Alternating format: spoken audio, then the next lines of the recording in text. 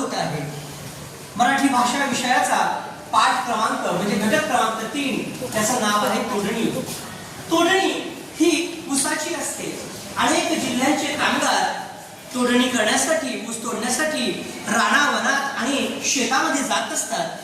शेतामध्ये गेल्यावर ऊन, थंडी, वाऱ्यामध्ये उघड्यावर ते राहत असतात. छोटीशी कोपी म्हणजे झोपडी बांधून राहत असतात. आणि असे जे कामगार असतात ते अल्प शिक्षण घेतलेलं असतं, कमी शिकलेले असतात. त्यांना दूरदृष्टिकोन नसतो की त्यांच्या मुलांनी शिक्षण घेऊन अधिकारी झालं पाहिजे, नोकरी केली पाहिजे आणि आपल्या कुटुंबाला सावरलं पाहिजे. अशीच कथा या तोडणी नावाच्या पाठामध्ये आहे, एका कामगारामध्ये आहे. या पाठामध्ये एक शंकर, तारा हे नवरा बायकोची जोडी आहे आणि त्यांना 2 मुलं आहेत, मीरा आणि वसंत. वसंताला वशा असं म्हटलं जातं. वशाला शिकण्याची प्रचंड इच्छा आहे, गोडी आहे, आवड आहे. परंतु त्याचे वडील शंकर कदाचित त्यांनी कुठून तरी पैशांचं कर्ज घेऊन ठेवलेलं आहे आणि त्या ओझ्यामुळे तो त्याच्या मुलाला शिकू देत नाही. मुलगा जर काम करेल, पैसे मिळवेल तर त्याचा कर्जाचा डोंगर हलका होईल असं त्याला वाटतं. या पाठामध्ये पुढे काय होतं, शिक्षणाची ओढ असलेला वशा कसा दुःखी होतो आणि नंतर मग शंकरचे डोळे कसे उघडतात ते कृतियुक्त नाटकातून सात्विकाचे विद्यार्थी सादर करणार आहेत. या विद्यार्थ्यांच्या नाटकासाठी टाळ्या वाजून तुम्ही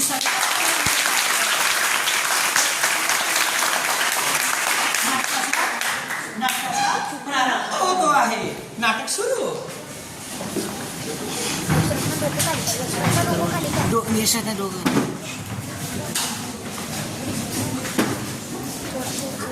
नमस्कार, आम्ही सात्विकचे विद्यार्थी आज तुमच्या समोर तोडणी या धड्यावर नाटक सादर करीत आहोत. आमचे मार्गदर्शक माननीय श्री केशव राठोड सर. तोडणी म्हणजे फक्त तोडणी नव्हे तर आपलं घर-दार सोडून परक्या गावाला जाऊन तिथे राहणं व कष्टाचे काम करणे. तोडणी हे अत्यंत कष्टाचे काम असते. पोटाची खळगी भरवण्यासाठी येथे तोडणीवाले येतात. तोडणीवाले उघड्या माळरानावर कोपऱ्या बसून राहतात. उन्हातानाची, पाऊस पाण्याची पर्वा न करता ते कष्ट करतात. त्यासाठी ते दिवस रात्र झटतात. हे त्यांच्यासाठी त्यागापेक्षा कमी नव्हे. आता मी तुम्हाला या नाटकातील नाटककारांची ओळख करून देत आहे. प्रथम सेजल रजाळे. नमस्कार, मी तारा. हिताक्षी तनखाने. नमस्कार, मी मीरा. आराध्या चौधरी. नमस्कार, मी लक्ष्मी. आरोही रायते. नमस्कार, मी सूत्रसंचालिका. पलक वाडणे. नमस्कार, मी पाठाचा परिचय करून देते. स्मिता लाजोंडे. नमस्कार, मी ऊस तोडणी करणारी स्त्री. प्रसाद चौधरी. नमस्कार, मी वसंत. पूरब पवार. नमस्कार, मी शंकर. सहज वाघ. नमस्कार, मी दामू. उत्कर्ष सूर्यवंशी. नमस्कार, मी ऊस तोडणीवाली. गणेश माळी. नमस्कार, मी ऊस तोडणारा. दर्शन माळी. नमस्कार, मी तोडवाला. नमस्कार, माझे नाव पलक खटू वाढले आहे. मी आज तुम्हाला या पाठाचे परिचय सांगणार आहे. पाठाचे परिचय. शंकर व तारा या ऊस तोडणी कामगारांची मीरा व वसंत ही मुले होती.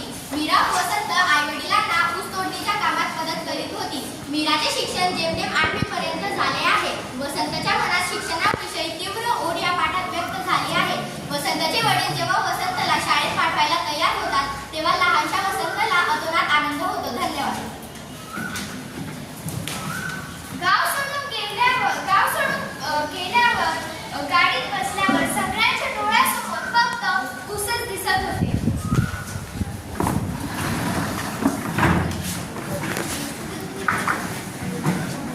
अगं मीरे, वसंत, आवरा लवकर. वय माय. अगं आवरा पटापट. वय. मला कुलूप लावताना खूप दुःख होत आहे तारा.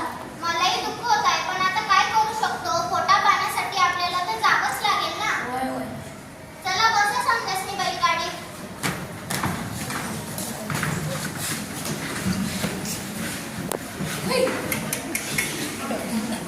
परके गावात आपण केव्हा आलो हे तारा आणि शंकरला उमगलंच नाही. सगळ्या तोडणीवाल्यांनी मराठी शाळेजवळच्या मोकळ्या जागेत गाड्या सोडल्या.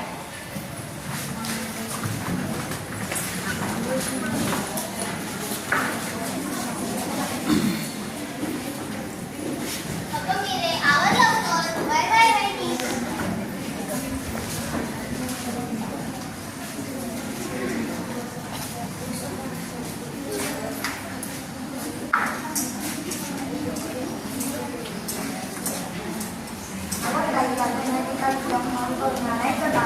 होय बशा मी मायले विचारीस नाहीये. अवा माय आम्ही नदीकाठी जायचं पाणी भरायला का? वय वय पोरं, पण लवकर या हा. होय माय. मीरा आणि वसंत जिऱ्यावर पाण्यासाठी नंबर लावला होता.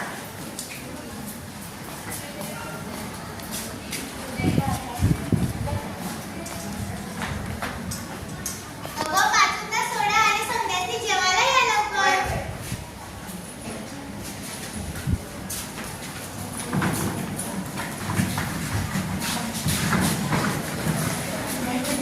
अगं मी तुम्ही बसता जेवायला. होय माय बस.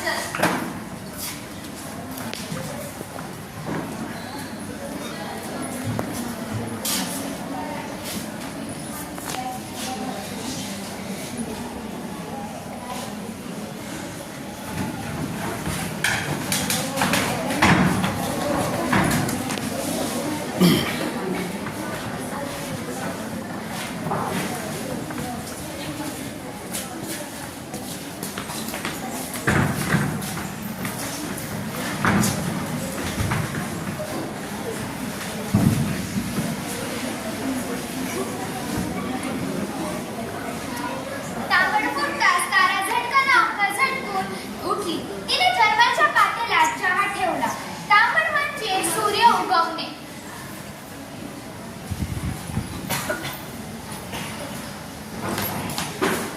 अहो, हे घ्या चहा.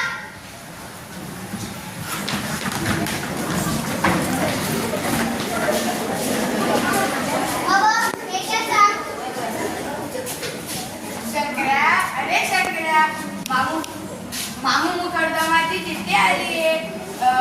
तोडणीला कुठे जायचं ते लिहिलंय. चल रे. होय होय आलू आलू.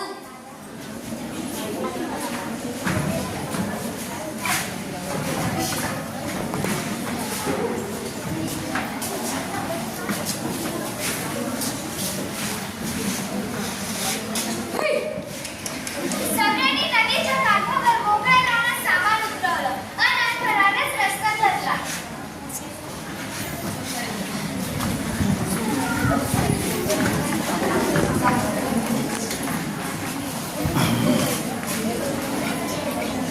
ऊस तोडणीचा हा पहिलाच दिवस. तरी उघड्यावर झोपून अंग काकडून निघत म्हणून दुपारीच खडाडून लवकर परतायचं असं सगळ्यांनी ठरवलं होतं. अरे माझा पोरगा किती भारी काम करतोय.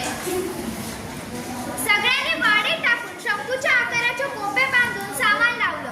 तसं तारानेही सामान लावून चिमणीचा उजेड करताच मीराला वसंताचं पुस्तक गवसलं.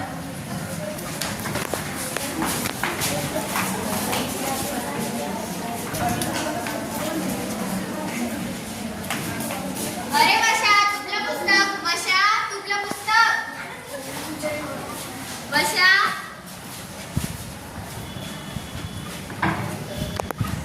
तुम्हाला शाळा कवत आणणार. चालेल तुपली शाळा. शाळा बिळा काय नाही. जाऊन झोप जा. तांबड्यात उद्या ऊस तोडायला जायचं आहे तर झोप जा.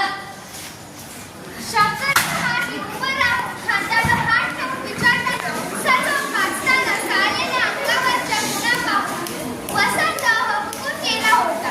त्याच्या मनात शिक्षणाविषयी उद्गार होत होता. शंकरच्या बोलण्यानं वसंत उपाशी झोपला तर मीराला फार वाईट वाटलं होतं. अरे माझा उपाशी झोपला.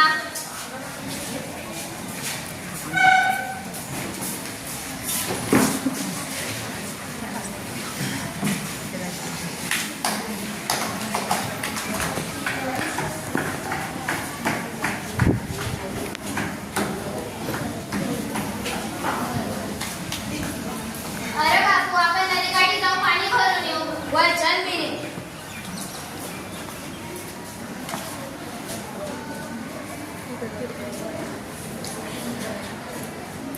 अगं मीरा, मला वाटणं वाटून दे ना. होय माय.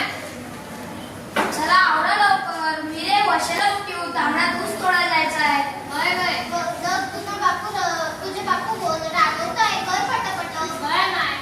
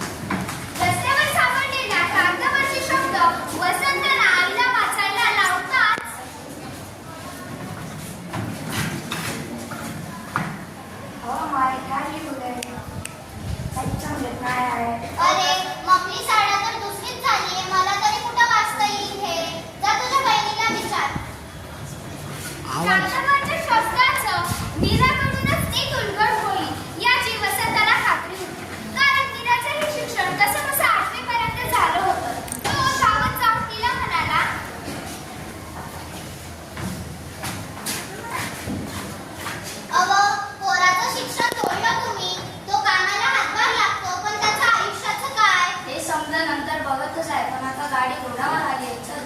ठीक आहे, ठीक आहे.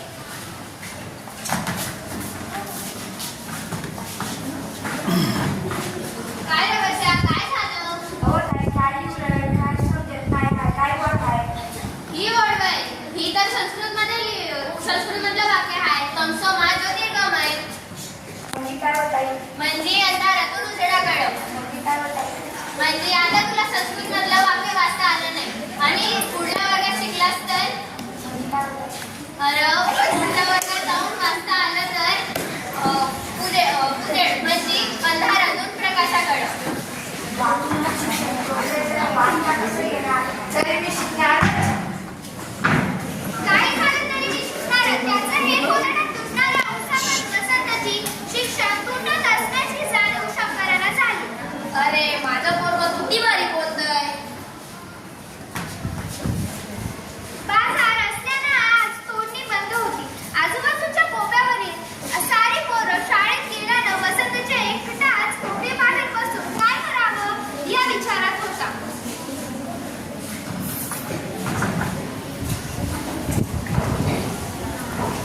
काय रे आम्ही सगळी पोरं शाळेला जातो. तू नाही येत का? बाबूंना नाही सांगितलंय. बरोबर आम्ही जातो.